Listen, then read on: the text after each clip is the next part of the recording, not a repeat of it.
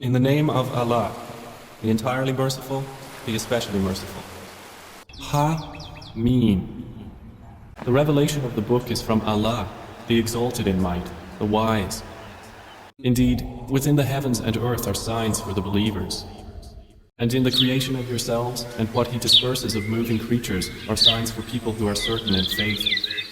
In the alternation of night and day, and in what Allah sends down from the sky of provision, and gives life thereby to the earth after its lifelessness, and in His directing of the winds, are signs for a people who reason.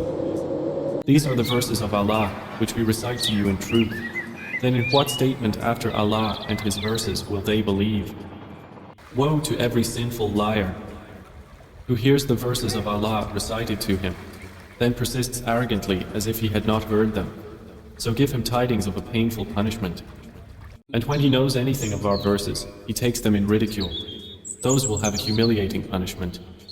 Before them is hell, and what they had earned will not avail them at all, nor what they had taken besides Allah as allies. And they will have a great punishment.